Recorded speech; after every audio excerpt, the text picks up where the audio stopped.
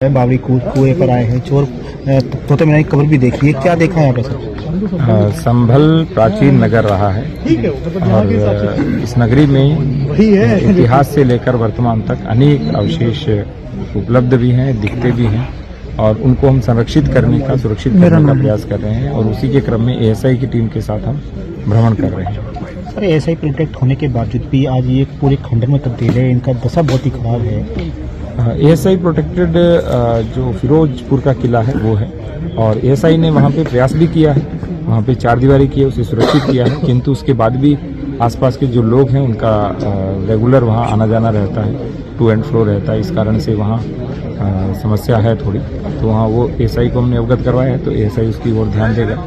दूसरा जो नीमसार तीर्थ का कुआं है वो यहाँ का सबसे जागृत कूप है, क्योंकि उसी में जल मिला है, क्योंकि वो तीर्थ भी जागृत है, मुझे लगता है इस कारण से भी वहाँ पे जल मिला है और मात्र 10 से 12 फीट पर जल है। इसके बाद तोता मैना की जो कब्र है वो भी थोड़ी जीर्ण शीर्ण हालत में, उसी को भी सुरक्षित करने की आवश्यकता है। और चौथे स्थान के ऊपर जो राजपूत काल की बावड़ी है जो पृथ्वीराज चौहान के समय में बनी थी, तो वो भी बहुत सुंदर बावड़ी है, अंदर बहुत भव्य भी है, इसको भी सुरक्षित और संरक्षित करने की आवश्यकता है। सर, जिस तरह से ये संभल पृथ्वीराज चौहान की बावड़ी कही जाती है और उन्हीं की निशानी बताई जाती है बावड़ी कुआं, लेकिन आज ये बड़ी बदहाल स्थिति में है, चोर कुएं के नाम इसको दे दिया गया है। इतिहास को संजोएगी नहीं तो इतिहास आपको छोड़ देगा, तो इतिहास को पकड़ना भी पड़ता है, इतिहास से सीखना भी होता है और इतिहास की चीज़ों को भविष्य में बताना भी होता है।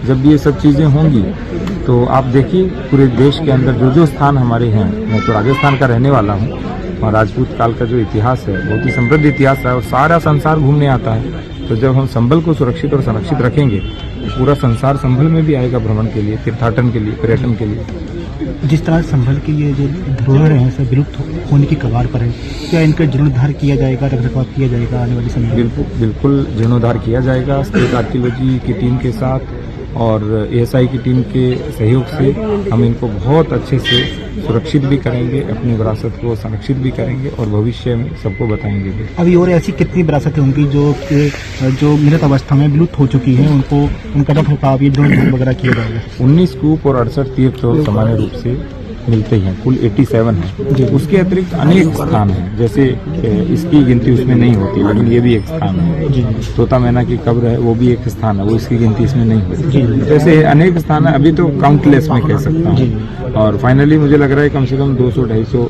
स्थान यहाँ पे कम से कम होंगे, जहाँ लोग आएंगे 2, 4, 5 दिन बताएं, हम भी कहेंगे कि भाई एक दिन गुजारें संभल में। संभल के 68 तीर 19 कूपों को लेकर के सर क्या कार्रवाई की जा रही है? कितने तीर जो है जागृत कूपों को हम संरक्षित करा रहे हैं। एक कूप जल्दी ही आपके सामने उसका वर्तमान दृश्य प्रस्तुत होगा कि कितना उसका सौंदर्यीकरण और कितना उसकी साज संभाल और उसको हम संभाल रहे हैं। ये सर संभल के फिरोजपुर के किले के अलावा सर एक सोनन का भी किला था, वो भी बड़ा प्राचीन माना जाता है। वहाँ पे भी हम भ्रमण करेंगे, मैं और कप्तान साहब दोनों भ्रमण करेंगे। धीरे धीरे भ्रमण कर रहे हैं ताकि चीज़ों, क्योंकि समय लगता है, इतनी प्राचीन चीज़ें हैं, उनका स्ट्रक्चर भी नष्ट नहीं होना चाहिए और अच्छे से उनकी खुदाई भी हो, एक्सकेवेशन भी हो। तो धीरे धीरे जितनी भी एएसआई की चीजें हैं और एएसआई से अन्य भी जितनी चीजें हैं उन सभी का भी भ्रमण करें। जितनी चीजें हमारी विलुप्त हो चुकी हैं, जिन लोगों ने इन पर अतिक्रमण कर रखा है, अवैध कब्जा कर रखा है, क्या उन सबको नष्ट करवाया जाएगा, हटवाया जाएगा? आपने बोला अवैध कब्जा, अवैध तो हटता ही है हमेशा। जी, ठीक है, थैंक यू। चलो।